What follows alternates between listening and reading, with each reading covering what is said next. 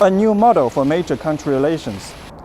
President Xi Jinping says China will work with the U.S. under the guiding principles of no conflict, no confrontation, mutual respect, cooperation, and common prosperity, and is confident its new type of major country relations will be beneficial to people in both countries and the world.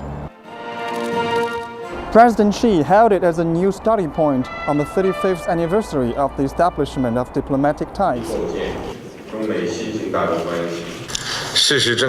Facts have shown that the construction of the new-style major country relationship between China and the U.S. is beneficial to both of our nations. It also helps to maintain the peace, stability, and prosperity in the Asia-Pacific region and in the whole world. During the meeting, President Xi proposed 6 key points to promote the development of the bilateral ties.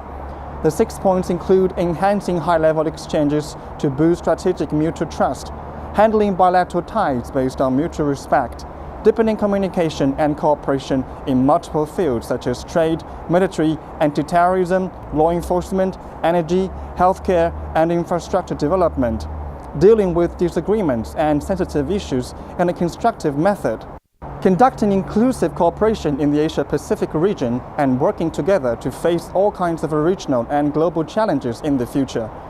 Xi stresses that the two countries should also establish a new type of military interaction to deepen exchanges, mutual trust, and cooperation. President Xi also said China welcomes the U.S. participation in the Asian Infrastructure Investment Bank and the Silk Road Fund, a fund China initiated with a $40 billion contribution.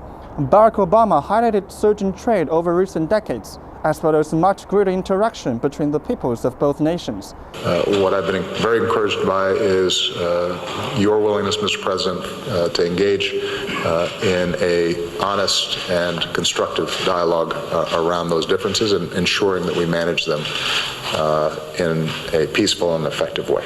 He said the two countries can work together to improve the security and prosperity of East Asia and the world. Obama also said U.S. has no changes to its position on Taiwan and supports the improvement of relations across the Taiwan Strait.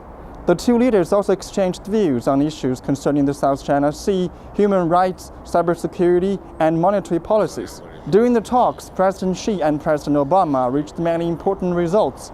The two countries agreed to work together on bilateral economic ties, climate change, combating Ebola, and fighting terrorism. Significantly, there was a joint initiative to resume negotiations on updating the WTO's IT agreement, signed in 1997.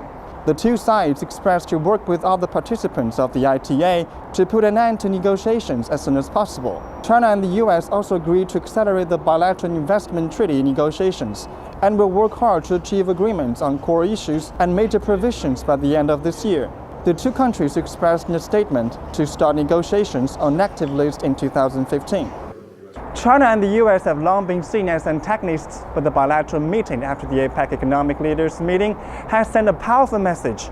With growing economic links that cover trade and investment and common interests in security and anti-terrorism, fate between the two countries are drawn closer than ever, while China and the U.S. can work as partners and grow prosperous together.